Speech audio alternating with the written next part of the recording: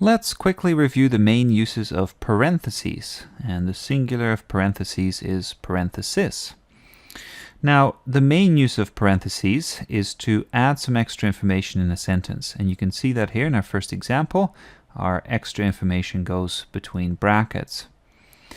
If you put the brackets right after the subject of the sentence, so the Human Genome Project is our subject, and then the verb comes afterwards, began, do make sure that you align your verb with the subject before the brackets and ignore the information that's inside the parentheses.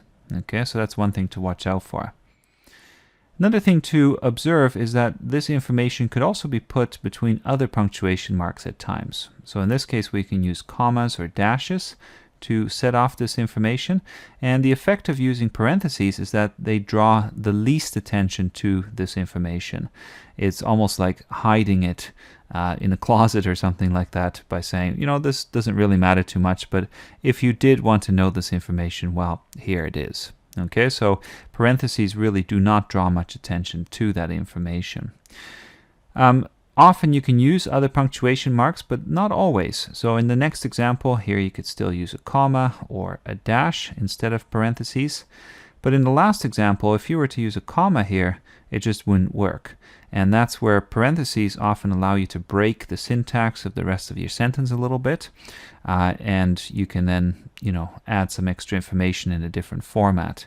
But do be careful though, because it is nice when, if you were to take the parentheses off, if the syntax keeps going very nicely, it just blends a little bit more smoothly.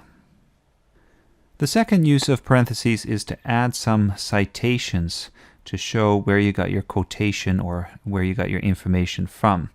And we've done that in both of these examples. And as you look at this, do notice that the period comes afterwards in both cases, or other punctuation could come there as well if you have a question mark or an exclamation mark. And notice the space before our citation, just to make it look a little bit more elegant.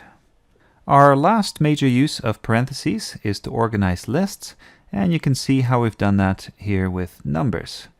You could use a different format as well, so you could use letters if you like. It's kind of up to you, but numbers are often a good way to go. Let's finish this explanation by just focusing briefly on how parentheses interact with other punctuation. So as you can see from the first example, other punctuation tends to go outside the parentheses. So a period, for instance, if you have a comma, you should usually put it behind the parentheses and not before. If you have an entire sentence within parentheses, not too common, but it does happen, you can put the period inside if you like. If you are using punctuation marks such as question marks or exclamation marks, you have to kind of decide where to put them.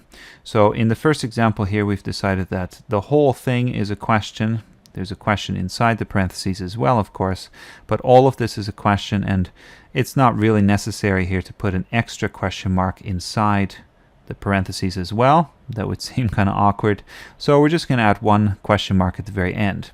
In the next one, we've decided here that the thing that really needs a little bit of emphasis is what's inside the brackets. So we've added a exclamation mark there, and then we've added a period for the end of the sentence.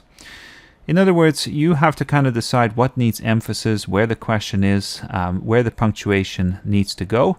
So be aware of that and try to fit the parentheses in as nicely as you can.